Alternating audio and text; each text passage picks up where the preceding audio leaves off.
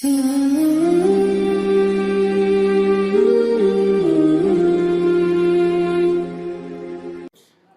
2 মাসে আমাকে 4 বার বোবায় ধরেছে। এ থেকে মুক্তি পাওয়ার কোনো আমল আছে কিনা?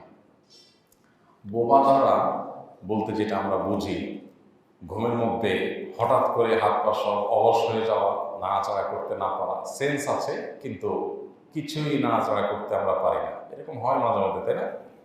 এটাকে আমাদের সমাজে মানুষ বলেন বোবায় ধরছে। বোবায় ধরছে মানে জিন যেটা কথা বলতে পারে না ওইটাই ধরছে, এরকম মনে করে মানুষ, তাই না? আচ্ছা বলেন তো, এখানে জিনে কথা বলতে পারা না পারার সাথে কি সম্পর্ক এই ধরার সাথে? যাই হোক, যেভাবে হোক এটার নাম প্রচলিত হয়ে গেছে বোবায় ধরছে।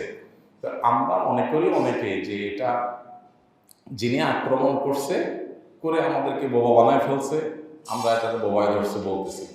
অথচ কোরআন হাদিস থেকে অথবা গ্রহণযোগ্য কোনো আলিম থেকে আপনার এ জাতীয় পরিস্থিতি পড়াটাকে জিনে ধরা বলে আখ্যায়িত করা হয়েছে বলে আমার জানা নেই। কোরআন হাদিসের বিষয়ে এরকম কোনো কথা বলা হয়নি যেটা জিনে ধরা। বরং আমরা দেখি সমকালীন বিভিন্ন গবেষণা দ্বারা এটা প্রমাণিত, ডাক্তাররা আমাদেরকে জানিয়েছেন, বিভিন্ন আর্টিকেল অনলাইনে বিষয় আছে যে এটাকে স্লিপ প্যারালাইসিস বলা হয়, অর্থাৎ ঘুমের মধ্যে পক্ষাঘাত, সাময়িক পক্ষাঘাতগ্রস্ত হয়ে যাওয়া, এটা বলা হয়। আল্লাহ রাব্বুল আলামিন যে মুহূর্তের ভিতরে মানুষ যে কত দুর্বল, আল্লাহ তাআলা সেজন্য বলেছেন খুলিকাল ইনসানু দাইফা, মানুষ খুব দুর্বল করে সৃষ্টি করা হয়েছে। আমরা যে পাওয়ার দেখাই, শুধু 10 মিনিটের ডায়রিয়া এসব পাওয়ার শেষ করার জন্য যথেষ্ট, ঠিক না? ঠিক। যে মাতবরিয়ার পেশি শক্তি দেখাই আমরা, 6 প্যাক দেখাই, শক্তি দেখাই, বাহুর বল দেখাই, শুধু আল্লাহ রাব্বুল আলামিন যদি এটা ডায়রিয়া দিয়ে দেন, আর বেশি না, মাত্র 2 বার গেলেই, যাওয়ার মতো যাওয়া 2 বার গেলেই কি দেখবেন যে এই মানে 6 প্যাক ট্যাক সব প্যাক হয়ে গেছে, সব প্যাক 1 প্যাক হয়ে গেছে। দেখবেন ভাইরা আমার, কত দুর্বল আমরা বলেন। আজকে সকালে এক ভাইয়ের সাথে কথা বলছিলাম, ওনার পরিবারের একজন অপারেশন করতে হবে। কি হয়েছে? লিগামেন্ট ছিঁড়ে গেছে পায়ে। তো কীভাবে ভাই এত বড় দুর্ঘটনা হলো? আমার খুব বেশি ধারণা সম্পর্কে ছিল না, হালকা পাতলা জানতাম ঝাপসা। তো উনি বললেন যে ভাই, খাটে বসা, এক পাও রাখা আর এক পাও উঠাই দিয়ে গেছে, ছেড়ে গেছে।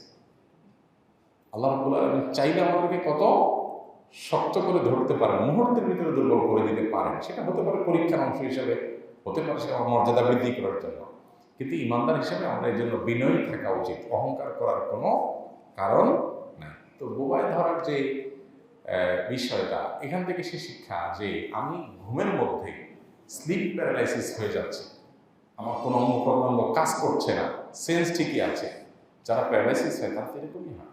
আমি হয়তো সাময়িক সময়ের জন্য প্যারালাইসিস হয়েছে, যেটাকে আমি বোবা ধরা বলতেছি, সেটা হতে পারে স্থায়ী, হতে পারে সারা জীবনের জন্য। তাহলে একটা হাত প্যারালাইসিস হয়ে গেলে মানুষের কত কষ্ট, সারা জীবন। একটা পা প্যারালাইসিস হলে তার শুয়ে থাকতে হয়, আর পুরো বডি যখন প্যারালাইসিস হয়ে যায় তখন কি অবস্থা হয়? তো এটা তো ঘুমের মধ্যে সাময়িক সময়ের জন্য আসে, যদি এটা স্থায়ী হয়। এজন্য ইমানদার সবসময় নিজেকে দুর্বল ভাববে, অহংকার করবে না, আল্লাহর দিকে সে রুজু করবে, বিনয়ী হবে। যাই হোক, তো এই বোবায় ধরা যেটাকে বলতেছেন আপনি, অনেক মানুষকে ঘন ঘন এই বোবায় ধরে বা আপনার প্যারালাইসিস হয়। এই সম্পর্কে ডাক্তারদের বিভিন্ন পরামর্শ আছে, ডাক্তারদের শরণাপন্ন হওয়া যেতে পারে। বিভিন্ন আপনার আর্টিকেলে পরামর্শ দেওয়া আছে, জাতীয় পত্রপত্রিকাগুলোতে এই বিষয়ে বিভিন্ন লেখালেখি আছে। সেগুলো থেকে আমরা যেটুকু জানি যে মানুষ সাধারণত না ঘুমাইলে, অনিয়মিত ঘুমের ঠিক ঠিকানা নাই, অথবা শরীর খুব ক্লান্ত, অবসাদগ্রস্ত, ঘুমের পরিবেশ নাই, এরকম পরিস্থিতি এগুলো একটু বেশি হয়। এই জন্য নিয়মিত ঘুমটা জরুরি। এবং ডাক্তাররা পরামর্শ দেন যে আপনার এই সমস্ত পরিস্থিতি থেকে বাঁচার জন্য দিনে ঘুমাবেন না, রাতে ঘুমাবেন তাড়াতাড়ি, বেশি করে রাত্রে ঘুমাবেন। আমি যদি রাতে তাড়াতাড়ি ঘুমাই তাহলে বেশি সময় ঘুমাইতে পারবো। রাত্রে ঘুমটা আমাদের স্বাস্থ্যের জন্য অনেক বেশি দরকার। আমি এই একটা বিষয়ে অনেকবার বলেছি এবং আমার মনে চায় যে প্রত্যেকটা কথায়, প্রতিটা মজলিসে, প্রতিটা প্রোগ্রামে একবার করে এই বিষয়টা বলি। আসেন সবাই আমরা একটু সচেতন হই নিজেদের বাঁচার জন্য, দুনিয়াতে সুস্থ থাকার জন্য, পাশাপাশি আল্লাহর কাছে সওয়াব পাওয়ার জন্য। রাত্রে তাড়াতাড়ি ঘুম যেতে হবে, রাত্রে তাড়াতাড়ি ঘুম। 12টা-1টার আগে এখন আমরা ঘুমাই না। পৃথিবীতে যারাই নিজেদের উন্নতি করছে, আমেরিকানদের কথা বলেন, পশ্চিমাদের কথা বলেন, আর পূর্বের জাপান, আপনার অন্যান্য এলাকার মানুষগুলোর কথা বলেন, থাইল্যান্ডের মানুষের কথা বলেন, আমি সচক্ষে যেটা দেখেছি, সন্ধ্যার পর পর তাদের খাওয়া দাওয়া শেষ এবং যত তাড়াতাড়ি সম্ভব 7টা-8টার মধ্যে তাদের ঘুম শেষ, তারা ঘুমে চলে গেছে। ভোরে উঠে কফি শপগুলোতে লাইন ধরে এবং দোকানগুলো অনেক দেশে সকাল থেকে খোলা শুরু করে, সব দেশে না, কিন্তু মানুষজন সকালে সবাই কাজে চলে যায়। আর আমাদের মুসলমানদের অবস্থা কি? আমাদের রাত 12টা পর্যন্ত রাস্তাঘাট গাড়িতে জ্যাম, আমাদের এখন রাত হয়নি, আর সকালে 9টা পর্যন্ত নাক টাইমে সব ঘুম, 10টা পর্যন্ত ঘুম, সকল দোকানপাট বন্ধ। এটা আপনার জীবনকে ধ্বংস করার জন্য, প্রোডাক্টিভিটিকে নষ্ট করার জন্য এটাই সবচেয়ে বড় দায়ী। এই জন্য রাতে তাড়াতাড়ি ঘুমের সংকল্প করেন। আমি আলহামদুলিল্লাহ আমার বাসায় আমরা 10টার ভেতরে রাতে ঘুমিয়ে পড়ি।